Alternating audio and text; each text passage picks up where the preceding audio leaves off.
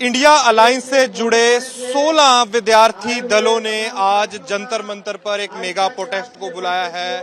New education policy के खिलाफ ये प्रोटेस्ट है। मैं आपको विजुअल्स के जरिए दिखाना चाहूंगा कि हजारों विद्यार्थियों की भीड़ यहाँ पर उमड़ पड़ी है, जो देश के अलग अलग कोने से आए हैं, चाहे तमिलनाडु हो, बिहार हो, उत्तर प्रदेश हो, पंजाब हो, हरियाणा हो, हर जगह से यहाँ विद्यार्थी आए हैं। इस पर और बातचीत करने के लिए हमारे साथ जुड़ चुके हैं आयशी घोष, एसएफआई के नेता भी हैं, जेएनयू की प्रेसिडेंट भी हैं। तो आयशी, क्या कारण है यहाँ पर एक मेगा प्रोटेस्ट बुलाया गया?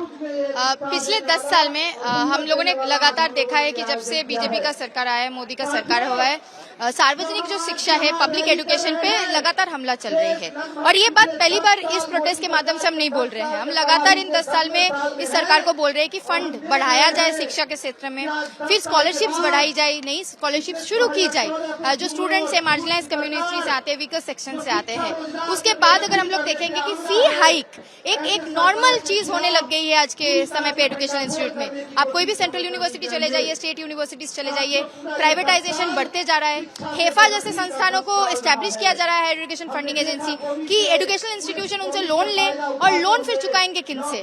फीस, स्टूडेंट्स छात्रों के से फीस लेके। तो ये तमाम सारी चीजें, और पैंडेमिक के दौरान जिस समय पे स्टूडेंट्स को इकोनॉमिक सपोर्ट, फाइनेंशियल सपोर्ट देने की जरूरत था, हमारी जो सरकार है केंद्र में बैठे हैं, उन्होंने नई शिक्षा नीति लागू करने के निर्णय लिए बिना डिस्कशन के। जबकि 2019 से बार बार हम जो छात्र थे, हम डेलीगेशन ले जाके उस समय भी एजुकेशन मिनिस्टर को बोल रहे थे कि ये छात्र जो आप एजुकेशन नीति लेके आ रहे हैं, ये इंक्लूसिव नहीं है।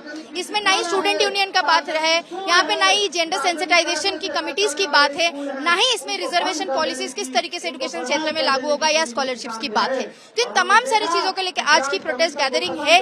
और हम इन 10 साल में जो स्थिति हुई है, एम्प्लॉयमेंट रेशियो जितना घटा है, मतलब अनएम्प्लॉयमेंट इतना बढ़ गया है, उन तमाम सारी चीजों को हाईलाइट करते हुए, एम्प्लॉयमेंट गारंटी एक्ट की मांग करते हुए यहाँ पे इकट्ठा हुए हैं। कौन कौन से दलों के जो छात्र संगठन है यहाँ पहुंचे? यहाँ पे student federation of India, DMK के student wing, all India students association, all India students federation, CRJD, छात्र राजद, एनएसयूआई एवं छात्र सभा, तमाम सारे और भी स्टूडेंट ऑर्गेनाइजेशंस हमारे साथ जुड़े हैं।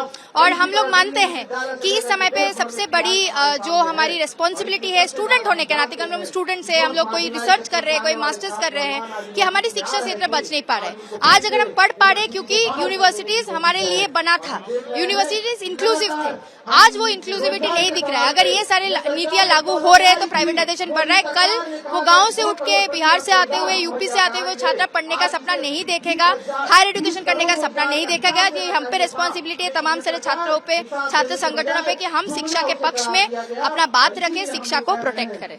इस प्रोटेस्ट का नाम क्या रखा गया? इस जो आपने अलायंस बनाया, इसका नाम क्या रखा गया? United students of India. क्या जरूरत पड़ी है इतना बड़ा एक अलायंस बनाने की? जो बात फिर से हम लोग बोल रहे थे कि लगातार जिस तरीके से अटैक हो रहा है, हम लोगों को लगा है कि चाहे कितना भी आइडियोलॉजिकल मतभेद हो, शिक्षा को बचाने के लिए हमारी कोई मतभेद नहीं है। हम मानते हैं कि इस समय पे शिक्षा में सबसे बड़ी अटैक है, और इसी बेसिक मिनिमम अंडरस्टैंडिंग के साथ हम लोग इकट्ठे हुए हैं।